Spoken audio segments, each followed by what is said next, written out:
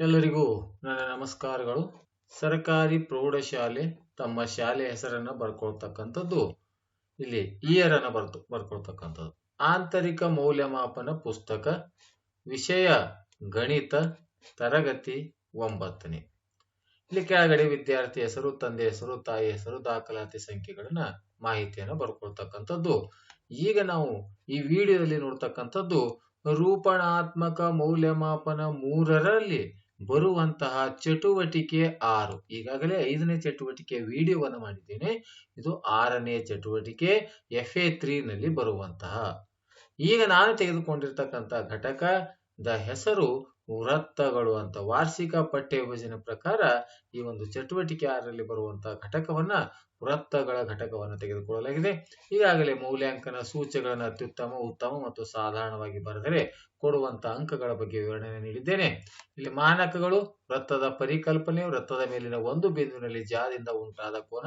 ಅತ್ಯುತ್ತಮ ಬರೆದರೆ 3 ಅಂಕ, ಉತ್ತಮ ಬರೆದರೆ 2 ಅಂಕ, ಸಾಧಾರಣ 1 ಅಂಕ. ಇನ್ನು ವೃತ್ತ ಕೇಂದ್ರದಿಂದ ಜಾಗೆ ಎಳೆದ ಲಂಬ, ಸಮನಾದ ಜಾಗಗಳು ಮತ್ತು ಕೇಂದ್ರದಿಂದ ಅವುಗಳಿಗಿರುವ ದೂರ, ವೃತ್ತದ ಕಂಸದಿಂದ ಏರ್ಪಟ್ಟ ಕೋನ, ಚಕ್ರೀಯ ಚತುರ್ಭುಜಗಳು ಅನ್ನುವಂಥದ್ದು. ಈಗ ಆ ಒಂದು ಚಟುವಟಿಕೆ 6ರ ಪ್ರಶ್ನೆಗಳನ್ನ ನೋಡ್ತಾ ಹೋಗೋಣ. 5 ಮಾನಕಗಳನ್ನ ನೋಡೋಣ. ಮೊದಲನೇ ಮಾನಕ 1. ಪ್ರಶ್ನೆ 1 ಉತ್ತರಿಸಿ. ಈ ಕೆಳಗಿನ ಆಕೃತಿಯನ್ನು ನೋಡಿ ಕೆಳಗಿನವುಗಳನ್ನು ಗುರುತಿಸಿ. ಜ ಇವುಗಳಲ್ಲಿ ಯಾವುದಿದೆ ಅಂತಕ್ಕಂಥ ನೋಡ್ಬೇಕು, ಇಲ್ಲಿ ಬರೀಬೇಕು. ವ್ಯಾಸ ಯಾವುದಿದೆ, ತ್ರಿಜ್ಯ ಯಾವುದಿದೆ ಮತ್ತು ವೃತ್ತ ಕೇಂದ್ರ ಯಾವುದಿದೆ ಅಂತಕ್ಕಂಥ ಇಲ್ಲಿ ಅವುಗಳ ಹೆಸರುಗಳನ್ನ ಬರಿತಕ್ಕಂಥದ್ದು. ಇನ್ನು 2ನೇ ಪ್ರಶ್ನೆ, ಬಿಟ್ಟ ಸ್ಥಳ ತುಂಬಿರಿ. ವೃತ್ತದಲ್ಲಿ ಸಮನಾದ ಜಾಗಗಳು ಕೇಂದ್ರದಲ್ಲಿ ಡ್ಯಾಸ್ ಕೋನಗಳನ್ನು ಉಂಟು ಮಾಡುತ್ತವೆ. ಆದು ವೃತ್ತದ ಜಾಗಗಳಿಂದ ವೃತ್ತದ ಕೇಂದ್ರದಲ್ಲಿ ಏರ್ಪಟ್ಟ ಕೋನಗಳು ಸಮನಾಗಿದ್ರೆ ಆ ಜಾಗಗಳು ಪರಸ್ಪರ ಡ್ಯಾಸ್ ಆಗಿರುತ್ತವೆ. ಇನ್ನು ಮಾನಕ 2ಕ್ಕೆ ಸಂಬಂಧಪಟ್ಟಿರುವಂತೆ ಪ್ರಶ್ನೆ 2 ಮುಖ್ಯವಾಗಿರ್ತಕ್ಕಂಥ ಪ್ರಶ್ನೆ. ಅದರಲ್ಲಿ 3ನೇ ಪ್ರಶ್ನೆ, ಬಿಟ್ಟ ಸ್ಥಳ ತುಂಬಿರಿ. ಕೇಂದ್ರದಿಂದ ಜಾಗ ಎಳೆದಿರುವ ಲಂಬವು ಜಾವನ್ನು ಡ್ಯಾಸ್. ಆದು ಜಾವನ್ನು ಅರ್ಧಿಸುವಂತೆ ವೃತ್ತ ಕೇಂದ್ರದ ಮೂಲಕ ಎಳೆದ ರೇಖೆಯು ಜಾಕೆ ಡ್ಯಾಸ್. ಬಿಟ್ಟ ಸ್ಥಳವನ್ನು ತುಂಬಬೇಕು. ಅದೇ ರೀತಿ ಮಾನಕ 3ಕ್ಕೆ ಸಂಬಂಧಪಟ್ಟಿರುವಂತ ಪ್ರಶ್ನೆ, ಮುಖ್ಯವಾಗಿರ್ತಕ್ಕಂಥ ಪ್ರಶ್ನೆ 3, ಬಿಟ್ಟ ಸ್ಥಳ ತುಂಬಿರಿ. 4ನೇ ಪ್ರಶ್ನೆ.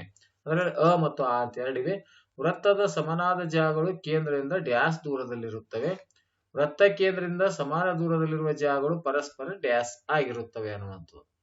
ಇನ್ನು ಮಾನಕ 4ಕ್ಕೆ ಸಂಬಂಧಪಟ್ಟಿರುವಂತ ಪ್ರಶ್ನೆ, ಮುಖ್ಯ ಪ್ರಶ್ನೆ 4. ಅದರಲ್ಲಿ 5ನೇ ಪ್ರಶ್ನೆ, ಬಿಟ್ಟ ಸ್ಥಳಗಳನ್ನು ತುಂಬಿರಿ. ಅರ್ಧ ವೃತ್ತ ಖಂಡದಲ್ಲಿ ಏರ್ಪಡುವ ಕೋನಗಳು ಡ್ಯಾಸ್ ಆಗಿರುತ್ತವೆ. ಆದು ಒಂದೇ ವೃತ್ತ ಖಂಡದಲ್ಲಿ ಏರ್ಪಡುವ ಕೋನಗಳು ಪರಸ್ಪರ ಡ್ಯಾಸ್.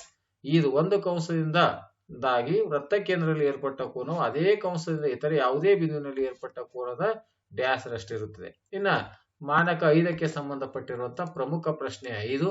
ಇಲ್ಲಿ ಕೂಡ 6ನೇ ಪ್ರಶ್ನೆ, ಬಿಟ್ಟ ಸ್ಥಳ ತುಂಬಿರಿ. ಒಂದು ಚಕ್ರೀಯ ಚತುರ್ಭುಜದ ಅಭಿಮುಖ ಕೋನಗಳ ಮೊತ್ತ ಡ್ಯಾಸ್ ಡಿಗ್ರಿ. ಒಂದು ಚಕ್ರೀಯ ಚತುರ್ಭುಜದ ಅಭಿಮುಖ ಕೋನಗಳಲ್ಲಿ ಒಂದು ಕೋನ 80 ಡಿಗ್ರಿ ಆದರೆ ಇನ್ನೊಂದು ಕೋನದ ಅಳತೆ. ಇನ್ನು 7ನೇ ಪ್ರಶ್ನೆ ಮತ್ತು ಕೊನೆಯ ಪ್ರಶ್ನೆ, ಚಕ್ರೀಯ ಚತುರ್ಭುಜ ಎಂದರೇನು ಅಂತ ಪ್ರಶ್ನೆ ಇದೆ.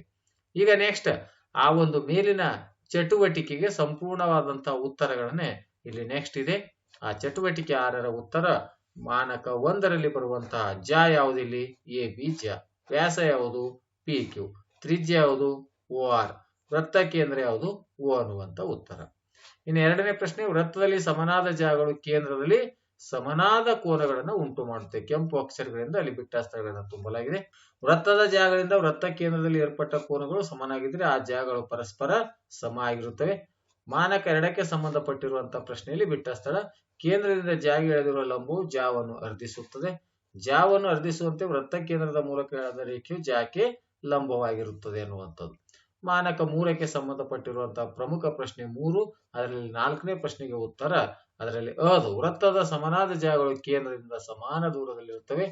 ವೃತ್ತ ಕೇಂದ್ರದಿಂದ ಸಮಾನ ದೂರದಲ್ಲಿರುವ ಜಾಗಗಳು ಪರಸ್ಪರ ಸಮನಾಗಿರುತ್ತವೆ ಅಂತ. ಇನ್ನು ಮಾನಕ 4ಕ್ಕೆ ಸಂಬಂಧಪಟ್ಟಿರುವಂತ ಪ್ರಶ್ನೆ, ಪ್ರಮುಖ ಪ್ರಶ್ನೆ 4. 5ನೇ ಪ್ರಶ್ನೆ, ಬಿಟ್ಟ ಸ್ಥಳ. ಅರ್ಧ ವೃತ್ತ ಖಂಡದಲ್ಲಿ ಏರ್ಪಡುವ ಕೋನಗಳು ಲಂಬ ಕೋನ ಅನ್ನುವಂತ ಬಿಟ್ಟ ಸ್ಥಳವನ್ನು ತುಂಬಬೇಕು.